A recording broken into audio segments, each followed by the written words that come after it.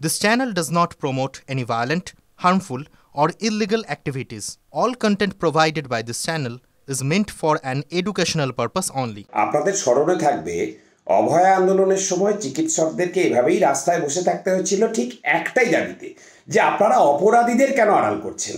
এখনও শিক্ষকরা যে বসে আছেন এবং আজকে সরকারের যিনি মাথা তিনি যা বললেন যে যোগ্য অযোগ্য কারা সেসব নিয়ে আপনাদের মাথা ঘামিয়ে কী হবে, মানে কি? আপনি কাদেরকে চাকরি বিক্রি করেছেন তাদের নাম অবিলম্বে প্রকাশ করুন এবং তাদের কাছ থেকে সুপ্রিম কোর্ট যেভাবে আদেশ দিয়েছেন সেই মতো করে তাদের কাছ থেকে সুদ সহ টাকা ফেরত দিয়ে তাদের রাজকোষে নিয়ে আসুন। আপনারা কিছু মানুষ তারা খাটের তলায় নোটের পাহাড় জমাবেন বলে পশ্চিমবাংলার সব মানুষ গরিব হয়ে যাবে। যাই 100 দিনের কাজ করেন তিনি মজুরি পাবেন না, যার বাড়ি পাওয়ার কথা তিনি বাড়ি পাবেন না, যার 5000 টাকা ভাতা পাওয়ার কথা তিনি 1000 টাকা পাবেন। আমরা সরকারি কর্মচারীরা আমরা মহার্ঘ ভাতা পাবো না, আমরা সবাই গরিব হয়ে যাব। আর আপনি নোটের পাহাড় জমাবেন, এ চলতে পারে না।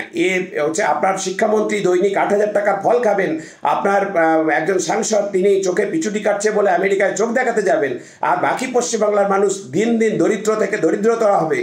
এই জিনিস চলতে পারে না। সরকারের মাথা হিসাবে আপনার দায়িত্ব অযোগ্য যারা রয়েছেন, অর্থাৎ যাদেরকে আপনারা চাকরি বিক্রি করেছেন সেই তালিকা আপনাদের কাছে রয়েছে, আপনারা সেই তালিকা প্রকাশ করুন, তাদের টার্মিনেশন লেটার দিন, তাদের কাছ থেকে সুদ সহ বেতন ফেরত এনে রাজকোষে নিয়ে আসুন, আমাদের বকেয়া মহার্ঘ ভাতাটা সেই টাকা দিয়ে আপনি দেবেন।